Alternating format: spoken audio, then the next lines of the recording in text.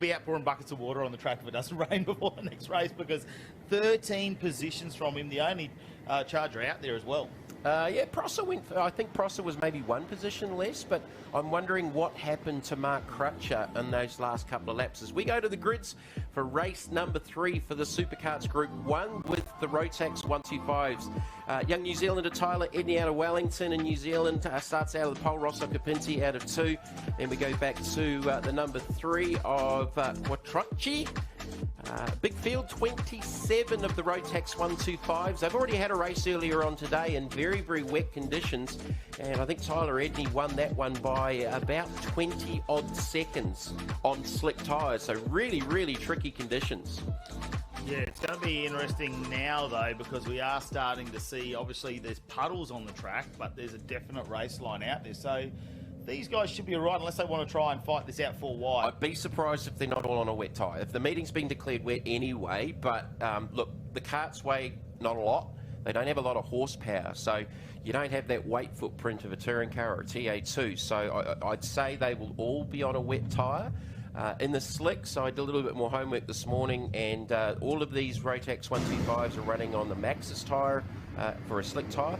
On the wets, I'm not 100% sure. They might be on a Dunlop. I'm not too sure if they're on a Maxxis wet or not. So we've got lights, heavies, super heavies again. And Edney, with that win in race number 2 earlier on today, could very well actually have the championship lead going into this race for the Australian Rotax Series, which is this is the 2nd round. So the lights obviously will kick us off as the first group to get themselves the green light to start racing, and it's a nice little start as they've already spread out just a little bit. Is at the 90 there of Edney leading us at the moment. The Kiwi out of New Zealand. Yeah, based out of Wellington. He won the earlier race on slick tyres and it rained just as they started, and they were just tiptoeing around, and the young Kiwi won by 20 seconds. So again, this continuing theme about the Kiwis being faster in the wet, just like Brad Gardner, but he's not a Kiwi.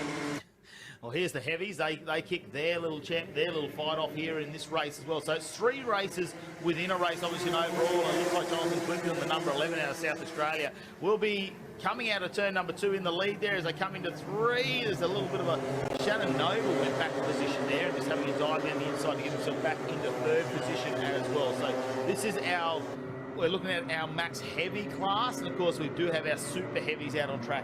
Yeah, so it's just 3 different weight categories. Everything else about the cart's exactly the same. The same FR125 Rotax engines, same wheels and tyres pretty much, but yeah, they'll definitely all be on a treaded wet tyre out there. And there's 2 things I don't do in the wet, Matt: karting and golf. I hate karting in the wet all the 9.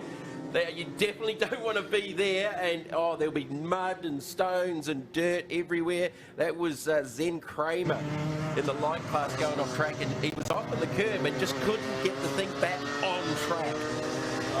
It'd be like, look how rough it was going over those edges too. Of course, you've got the safety ripple strip there going up and down. In a car, it's violent enough, but in a car, that would be hurting. Yeah, no, it was definitely a big vibration going through everything, the body, the whole deal. So that's the 51 of Lucas Quattrocchi. So he's currently in the 2nd position, chasing down Edney. Here's a replay. So this will be the 9 going off. So it had understeer, and then, look at that over the curbs. And then it just blows all the water and stones up. He'll be just absolutely caked in it. Zen Kramer out of Victoria. That wouldn't be a fun ride at all. He tried to get it back on. He actually got airborne at one point. That's how much it was jumping around. So Edney with a little bit of a gap. There is the race leader in the 90 out of Wellington in New Zealand. The other Kiwi in the class is the 23 of Shannon Noble out of Whangarei in the far north. So he's 2nd on track, in behind McIntyre, the current Australia number 1 for 12th and 13th back in the heavy class. And in the super heavies, you've got the 55 of Cameron Austin leading the super heavies a little bit further back. Yeah, Edney really in his home environment, I suppose, in New Zealand. There's you're going to get a lot more of these style conditions. I had a chat to the guys this morning, and yeah, look, they do a lot of racing in the wet in New Zealand. The weather over there this year, particularly from what I've been told from a lot of my friends over there, has been the best. But that's part of the reason why the New Zealanders are very, very strong in wet conditions. It's because they do race a lot. over there when it is wet. So, look, it's not a personal favourite of mine, but I've had an opportunity to race in the wet here and actually had a lot of fun doing it. So, sort of went against everything I thought about myself in the first instance. Quattrocchi in second position in the 51, then back to Occhipinti. Pecoraro and Ford in fifth position. They're all obviously... Yeah, Occhipinti's just got past the 51 now, so Occhipinti up into that second spot. So Pereira in the 98, he was actually leading the championship going into this round. He's had a couple of tough opening races, so he'll be losing some points to Edney here out in front for that part of the championship. So Occhipinti now up into the second position, just on 4 seconds down on the race leader in the light class. Just having a look to see where our heavies are coming in. So 11th position, Winton now has made his way up. That's the first of our heavy class and our supers. Yeah, Jonathan Twigden actually got ahead of the one of McIntyre, and Shannon Noble's right there with that battle as well. So first, second and third, not too much between them and the heavies. Still the 55, I think. No, Austin not leading super heavy now. It's actually the 21 of Rick Setterfield in the Scorpion chassis that is leading. Quattrocchi's just overtaken Occhipinti on that corner, so he's just got in front in the 51. That will update in a second. And nearly got the position back. You can see the 51, so he's just rocking his shoulders over, moving his body weight through the corner to help with the front steering and the carts, which you're probably more used to seeing in sprint racing, but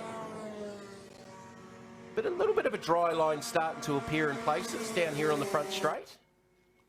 So Occhipinti back into the second position as Edney continues to extend his lead out in front. This is an entertaining battle between these two. Quattrocchi with a quick look over his shoulder. What was he doing? Just having a wave at him? Well, the universal karting sign is sort of hand forward, follow me, let's go and catch the leader down. You know, don't tie each other up. Let's go forward and try and get to the gap out in front. So Occhipinti, he's got a bit of an issue there. So that's the radiator on the Rotax. So sometimes they run like a blind to keep the temperature in them. Ideally, when you warm them up, they want to be at about 50 plus degrees water temperature. But yeah, that was, I don't know what he was sort of doing there. Might have had a little bit of debris maybe on the radiator. That's what I was thinking actually, the way he was looking. Oh, look at this, 3 wide further back through the field.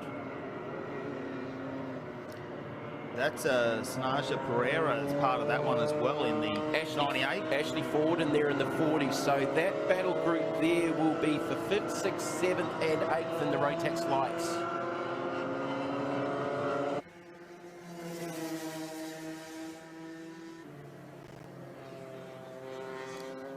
'79 of Martin Gollage running in the, this is some of the super heavies a little bit further back.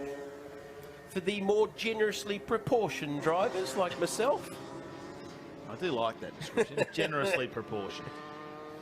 Well, they've got a little bit of a battle going on, so they might not have much around them, but these two are going to fight it out. 79 there, like you say, of Martin Gollage. Well, that's actually for the class lead, so Setterfield. Yeah. Aldo Stefano. So the sun's back out, we've got blue sky over the top of us, 3 wide down the straight. On the approach down to turn number 10, so that's the run from the top of the circuit from 9 down to turn number 10. So the 19 in there, that's one of the heavy boys, Tony Moit. And Moit that'll be sort of 7th, 8th, 9th in the heavy class.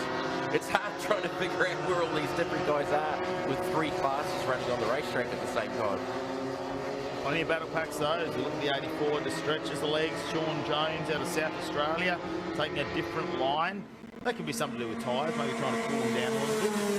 Yeah, it depends too. Like if you're too high on the tyre pressure, that'd be enough to certainly overheat them. And it definitely looks like the track is starting to dry out in places now, even just with these little carts out there. So it's a little bit glary and hard to see. No, definitely a dry line on the approach there to 3. So there will be a little element of tyre management going on because you won't want to overheat these wet tyres if you have to use them again later on in the weekend. Back out in front with Tyler Edney. we just don't know what the conditions are going to be like. Yesterday it threw everything at us. We had moments like this of sun and it dried out. Then we got a sprinkle of rain, sun, a little bit more rain. This morning was doom and gloom really when you went outside. It rained overnight. It was cloudy. There was rain coming down and it stopped for a moment, but the clouds didn't go away. This is the first bit of sunlight we've seen today. So Tyler Edney, he's got a 2.2 second advantage over Occhipinti. So a decent enough gap at the moment on the final lap. So there's the gap first to second. So Edney looking for, I'm pretty sure this will be his second win for the weekend. Dominated earlier on this morning with a 20-second victory on slicks on a wet track. It literally started raining just as they went out onto the circuit.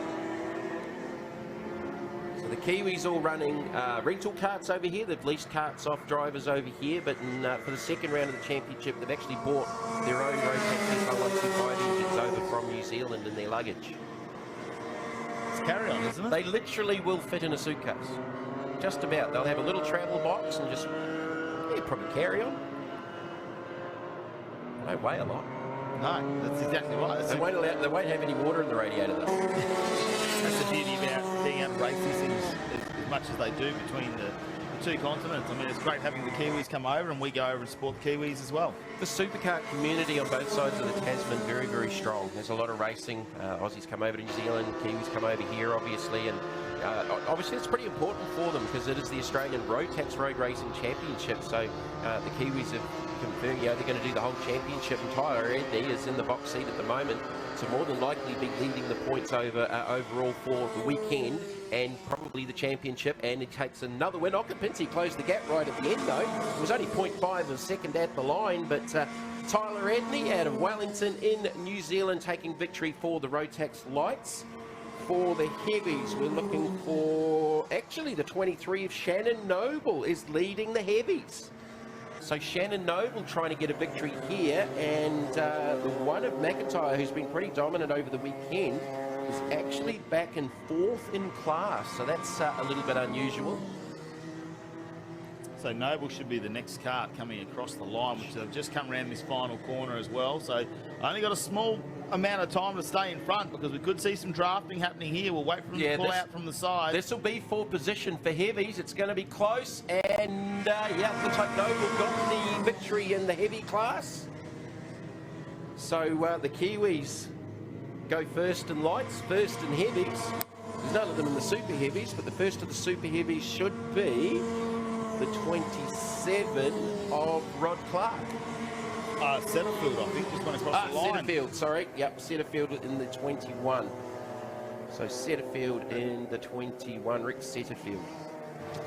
We'll get the super heavy class win in this race.